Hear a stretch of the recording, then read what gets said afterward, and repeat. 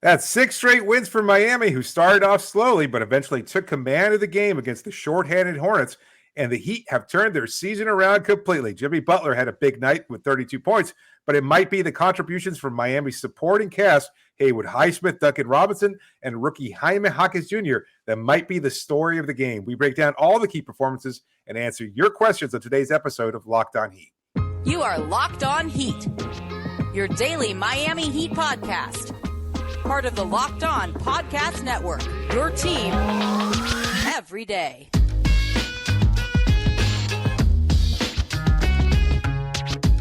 All right, welcome to Locked On Heat, your daily podcast on the Miami Heat. I'm Wes Goldberg. Joining me as always, David Ramil.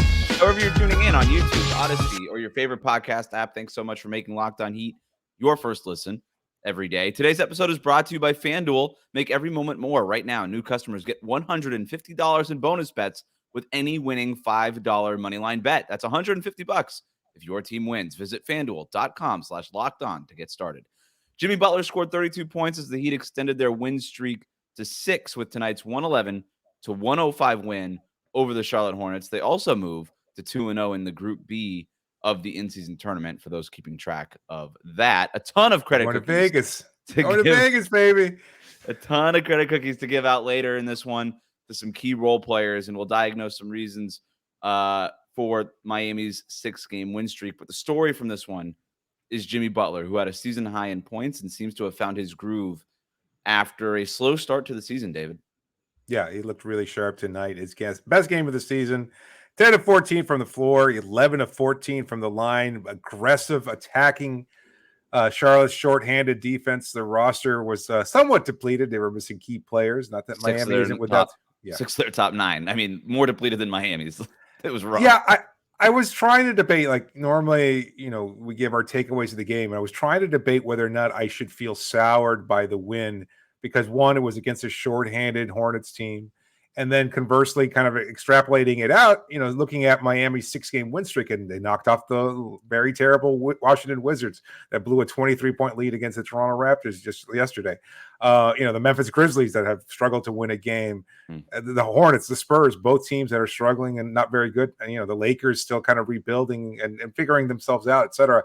So I thought about that. And at the same time, we've seen reserves kind of step up when they have these opportunities. And I like the process of tonight's win more than anything else. The fact that they were starting off so slowly, couldn't hit a shot from the perimeter, that's still a concern going forward. But overall, just seeing the way Jimmy took over the game and having everybody understand their role and play it so perfectly, I'm going to choose to look at this as a half full rather than a half empty kind of win. I think this is half full. Look, when you're playing this many games on the road, I don't care who you're playing. This is rough. A bunch of these have been on the second night of back-to-backs too. They've had a rest disadvantage in a lot of these games early in the season. I don't care if it's against the Denver Nuggets or if against a shorthanded Charlotte Hornets at this point. Like, you just need the wins, especially when you start the way that you started. 6 games in a row is 6 games in a row. I'm not gonna worry too much about who the opponents have been so far, but the story to me in this game was Jimmy Butler. It was a slow start to the season, which is as much a reason of anything for Miami's slow start to the year. And a big reason why they're currently winning 6 games in a row is because Jimmy Butler kind of has his groove back, right? Right. Season high 32 points. He had 28 points a few nights ago. He's basically going over 21, 22 points, or averaging about that in every game during the 6-game win streak. You pair that with Bam Adebayo playing his best basketball of his career on both ends of the court. And the addition of Haywood Highsmith into the starting lineup, which is something we're going to explore a little bit more later in the show. But all these things have sort of coalesced to have the Heat where they are, which is one of the top 4 teams now in the Eastern Conference, maybe top 3, depending on who won that Pacers-Philadelphia game. I guess it's not important right now. But that's what we got. Jimmy Butler. Well, let me start at the beginning because you mentioned Pacers won it, by the way, 132, 126, knocking out the top 4. Yeah. The Heat had missed 13 of their first 16 3-pointers in this one. They were winning every other measure of this game. And it was kind of a miracle when they were doing that. And at one point, like, the Hornets were shooting plus 50% from 3-point range. And the Heat were only down 4, 5, 6 points at a time, with the Hornets being lights out from 3-point range and Miami not being able to buy a shot. There was, again, one point they had missed 13 of their 16. The only person to make a 3-pointer was Duncan Robinson. He made Miami's first 3 3-pointers. And then eventually other guys started getting going, Haywood Highsmith in particular, and some other guys. But the Heat were able to keep it close by basically winning everything else, playing great defense, especially at the rim. And then by the end of it, they had opened up a 13-point lead in the fourth quarter. Then the Hornets come storming back because Jimmy Butler's on the bench. The Heat go 3+ minutes without making a field goal with Jimmy Butler out. And then finally, Jimmy Butler comes back in, and in the final 1 minute and 43 seconds, scores Miami's final 6 points to put the game away. Butler attacked and drew a foul in the mid-post. He made a 17-footer, and on the next possession, he got free throws on a drive, and that basically put the game away. Jimmy Butler stepping up when the Heat needed him. Yeah, no, I think that's a good summation of the game there. PJ Washington with a monster first quarter for Charlotte. I know a lot of people will say he's one of your favorites. Obviously, was he putting on a highlight reel for Miami, kind of showcasing his skills for Were you a potential trade? Sarcastic? Yeah, I know you hate good. PJ Washington. Right. Yeah, I don't hate PJ Washington. I just think he's overrated. Okay, well, I mean, tonight was not good proof of that. No, a typical performance. Like he was, I think, a little insulted and on the defensive mix-up there, like Kyle Lowry guarding him a lot early on, and he kind of just saying, "What is this little midget doing, trying to shoot? Trying to guard me?" He was just rising up over him, but he was hitting a lot of, uncontested shots, and he was just knocking those down. He looked really aggressive early on. A bright spot for the Hornets, but whatever. Go listen to Locked On Hornets. As far as Miami's concerned, getting that big performance from Jimmy, setting the tone again. And I've seen a lot of people comparing Dame Lillard's struggles and then kind of looking at Jimmy and the fact that he struggled. Well, I think we've gotten past those early season struggles. Remember that the first few games of the season were basically his preseason, a point that we've made before. And now he's finally rounding into shape. And it's a good balance of the aggressive offense, although did not hit a three-pointer.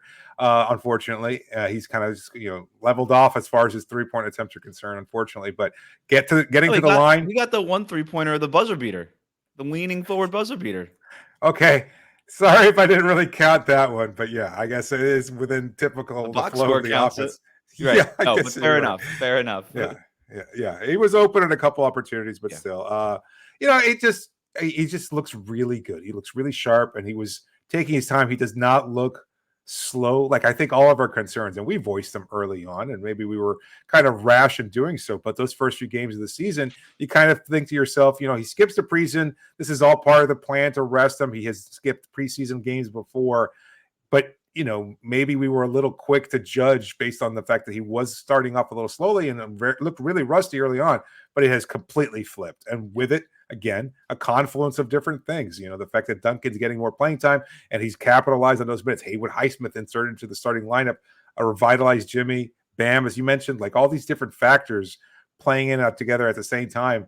It's led to a 6-game win streak. Unbelievable, considering Miami started off the season 1-4.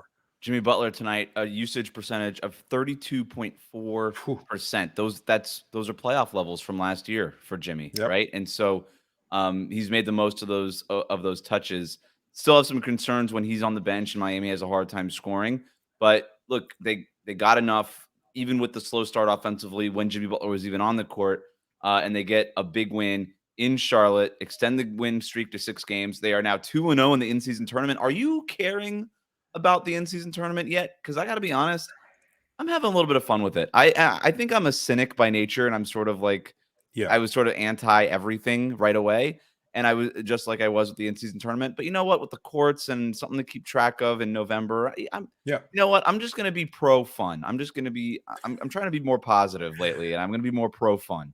That's good. I like that attitude. I am. I think it's still kind of hard to differentiate because it doesn't feel like any real stakes just yet. Right. Maybe it will be further down the line of the tournament itself. But for now, it's just kind of a nice change of pace watching the uniforms and the courts and everything else like that. I had no problem. Some of the courts are gaudy, but whatever, kind of throw stuff on the wall. I mean, typically when it comes to like our uniform discussion, I don't prefer those kinds of aspects, but if you're trying something new and this is the first season of it, who knows how it'll work out. Even Adam Silver kind of saying, well, we might need to rethink some of these courts down the road, but I kind of like that aspect of it, and it's fun. I don't think the players are buying in. Again, maybe it's just still too early in the process, but we'll see whether or not it starts to feel more important to them as the tournament goes on.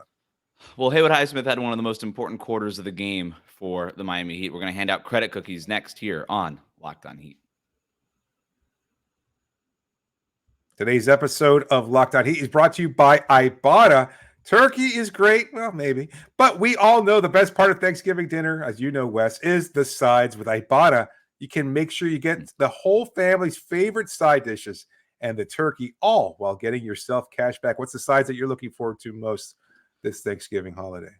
I'm a green bean casserole kind of guy. I like to get my vitamins. I like that kind of stuff, even if it's drenched in gravy and and other things, Cream of mushroom soup and crispy fried onions doesn't exactly scream vitamins, but that's okay. Right. If it's one of the things that you're buying, well, make sure you use Ibata because it makes shopping so much more fun and interesting, and you get cash back as a result. Starting November 1st, for the 4th year in a row, Ibata is giving 100% cash back on your Thanksgiving feast. Just add the offers in the app to redeem for everything you need to make your Thanksgiving feast complete. All you have to do is shop at your favorite retailers and upload your receipt. I told you for years, my wife's been on top of this. I had no idea what Ibata was when we started doing the ad read, but she kept telling me, oh, you get this app. It's so easy. Just take a picture of receipts. She's collecting receipts from other friends. It's this is an amazing thing. Now Ibata helps pay for our groceries. So download the Ibata app now. Use the code LOCKED. And you get 100% cash back on your Thanksgiving dinner starting November 1st. Just go to the App Store or Google Play and download the free Ibata app and use the code LOCKED. That's IBOTTA in the Google Play or App Store and use the code LOCKED.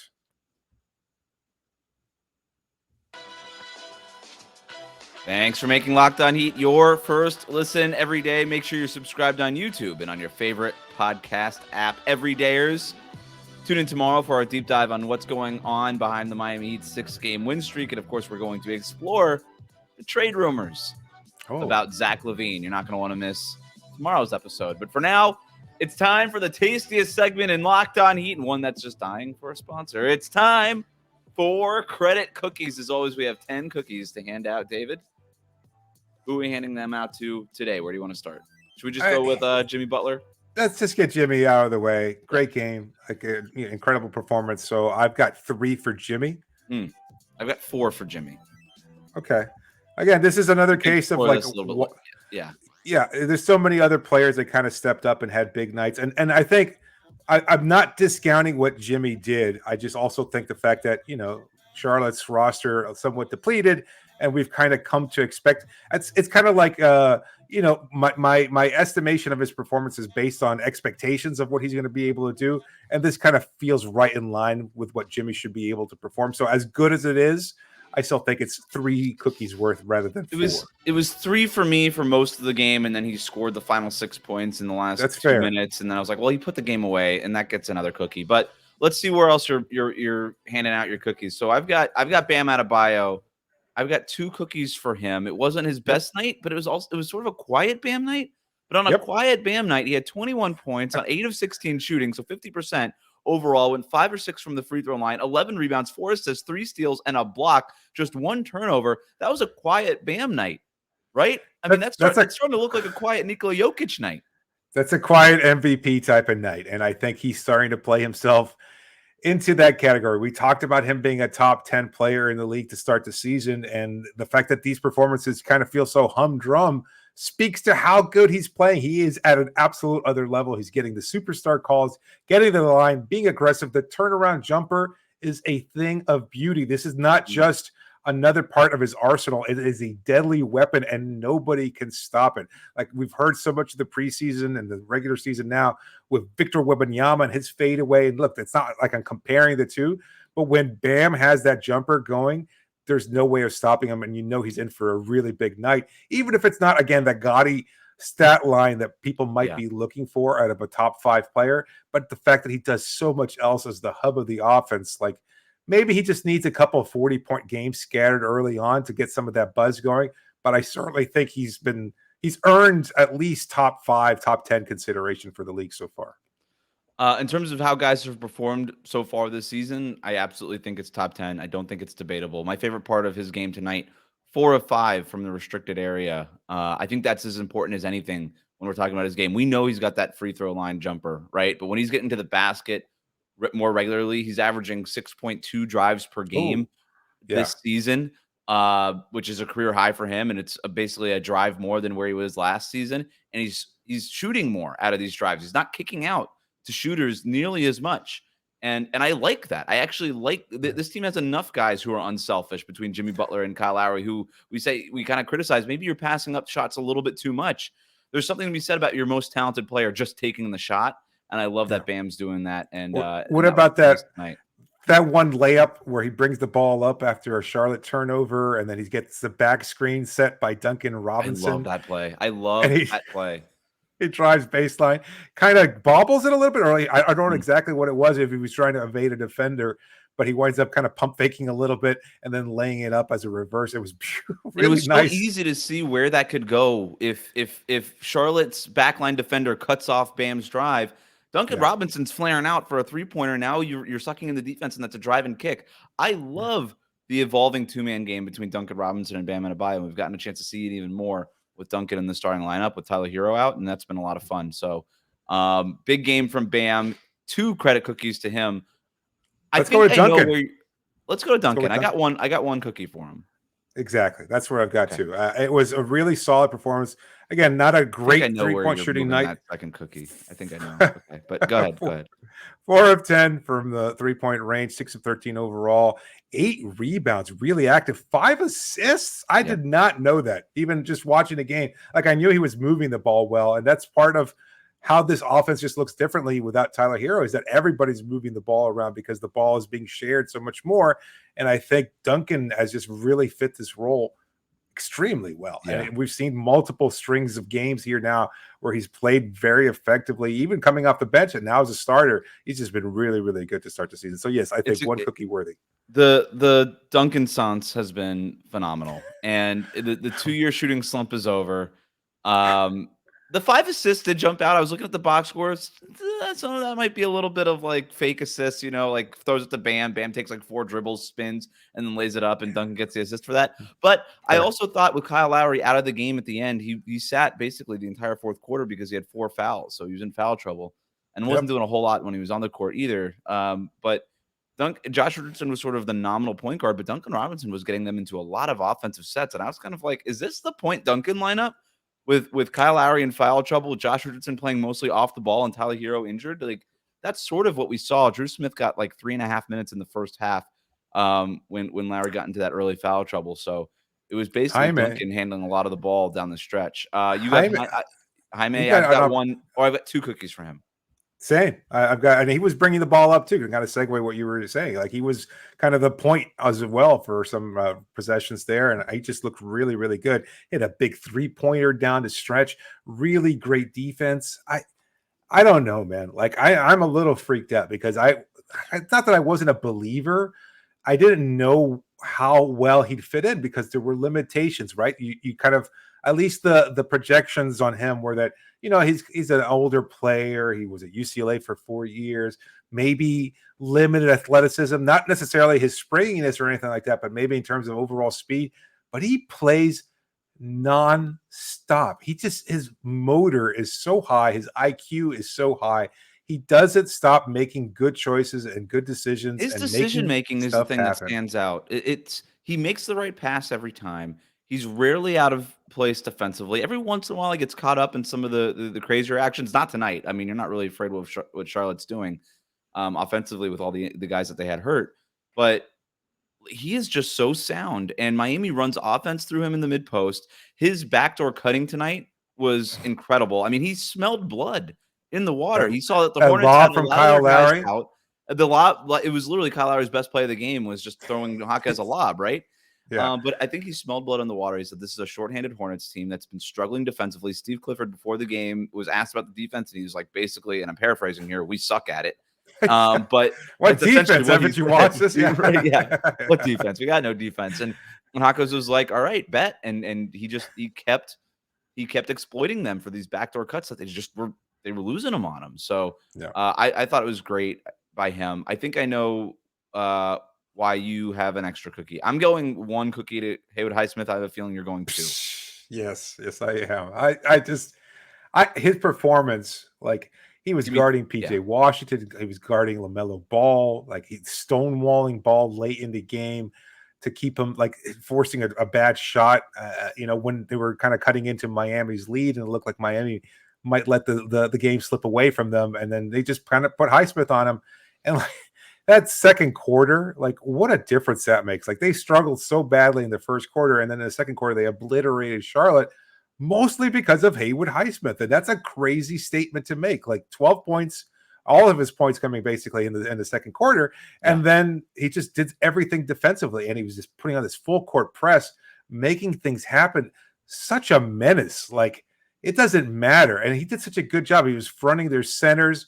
He was again moving his feet well. He's got the strength, the size, the arm span. Like he was the primary defender on LaMelo Ball, and Miami is switching everything now with Haywood in the starting lineup, and he would get switched, like you said, onto centers. He's fronting those guys in the post and all those things. I love all of it. I couldn't give him more than one cookie because he scored all of his points in the second quarter, and he was a non-factor offensively for the rest of the game. He just was. You hate to say it, but Jimmy had 32 points. Haywood had 4 or had 12. So I'm giving 4 credit cookies to Jimmy Butler, and I gave 1 to Haywood Highsmith.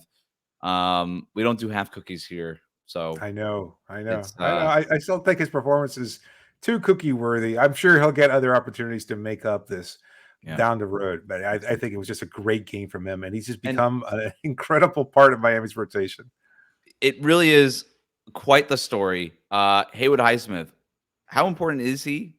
What are his best comps? We're going to talk about all of that when we get to our listener questions next here on Locked On Heat. Today's episode of Locked On Heat is brought to you by FanDuel. Score early this NFL season and NBA season with FanDuel, America's #1 sportsbook. And right now, new customers can get a $150 bonus bet with any winning $5 moneyline bet. That's $150 if your team wins. If you've been thinking about joining FanDuel, there's no better time to get on the action. The app is so easy to use. There's a wide range of betting options, including spreads, player props, over-unders, and more. Who the Dolphins got this week? I haven't really been keeping track. I have no idea. There we go. That's the Miami. What are Haywood Highsmith's most improved player of the year award? Let's get that rolling because he certainly deserves it. Like this guy was an afterthought, and now all of a sudden he's become a key component of Miami's rotation and is undefeated as a starter. That's impressive. Go visit FanDuel.com/LockedOn and kick off the NFL and NBA season. FanDuel, the official partner of the NFL and NBA.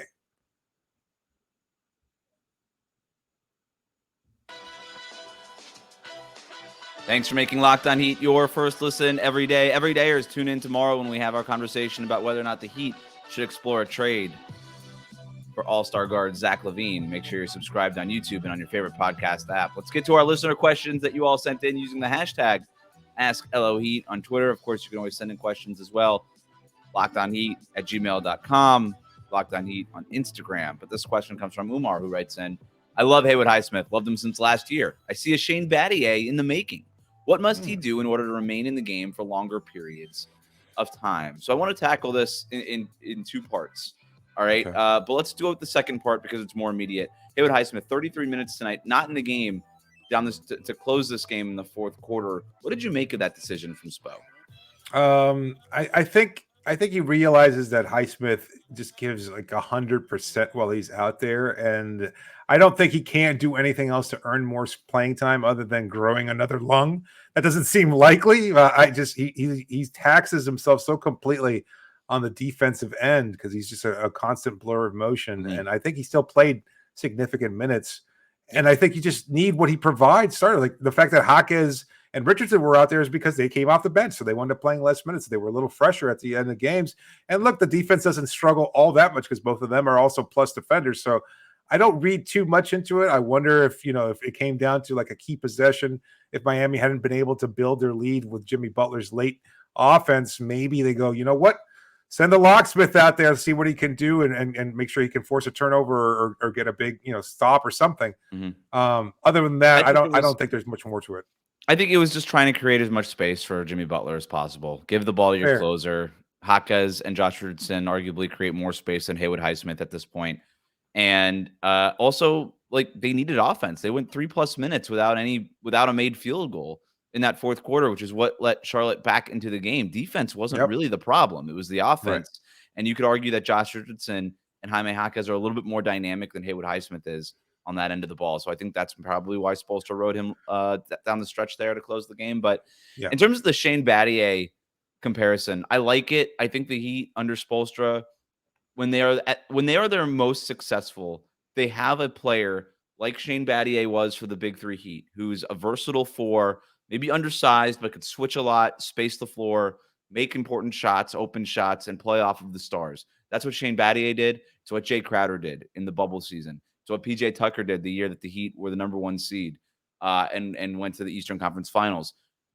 They haven't really had that, basically, right? Since PJ Tucker now for a year. They dabbled with it with Caleb Martin last year. That's not exactly the role that they want him to play. They're more comfortable with Caleb Martin coming off the bench as a utility guy. I think that's going to be Caleb's role going forward, even when he's healthy. I think Highsmith remains in the starting lineup. And even with Kevin Love, they like having those kinds of guys too, whether it's Kevin Love, Kelly Olynyk, or Myers Leonard. That's sort of like the B choice. But the A choice is a guy who's a little bit more dynamic, running around and making things happen. So we could talk Shane Battier as a comp, Jay Crowder as a comp, PJ Tucker as a comp, whatever you want to do, but Highsmith fits that mold.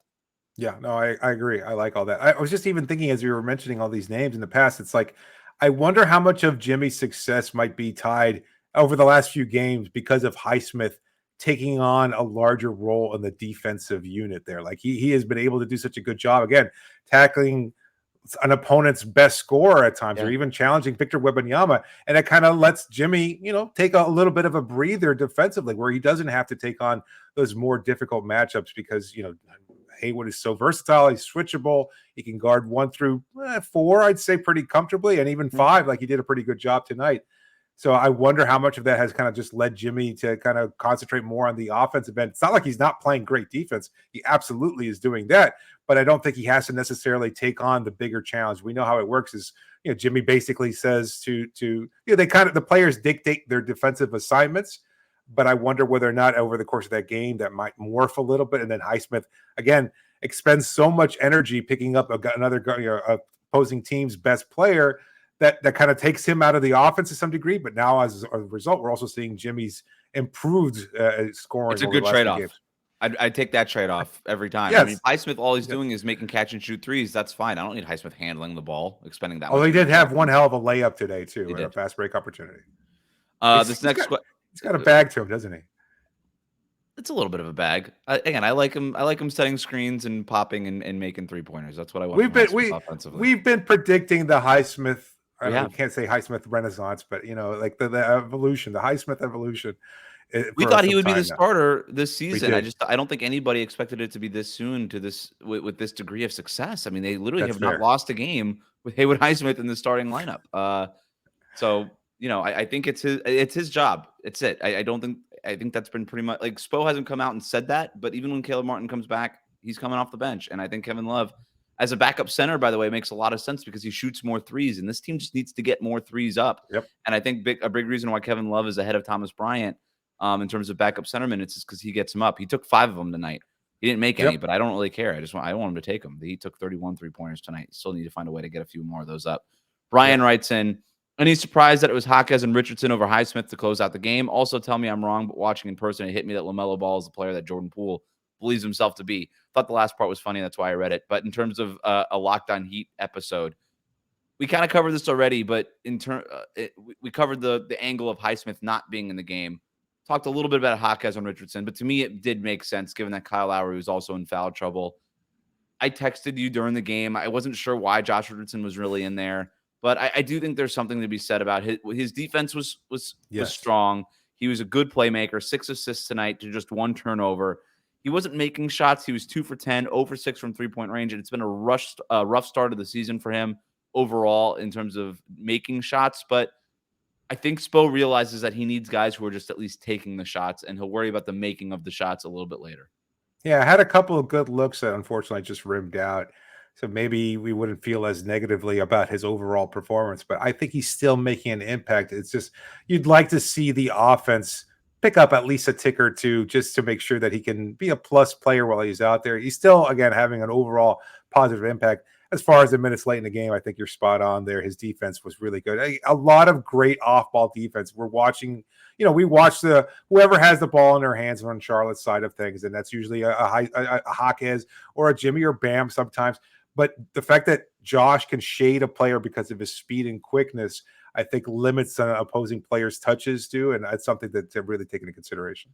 It's a great point out. He's been good at that help defense and those late in the shot clock double teams and things like that. It's kind of been a strength of his this season. But that'll do it for us today. Thanks for making Locked On Heat your first listen every day. Every dayers, tune in tomorrow when we explore the Zach LaVine option. Should the Miami Heat be calling the Chicago Bulls about their all-star guard? We'll talk about that tomorrow. Hit that subscribe button on YouTube and follow us on your favorite podcast app.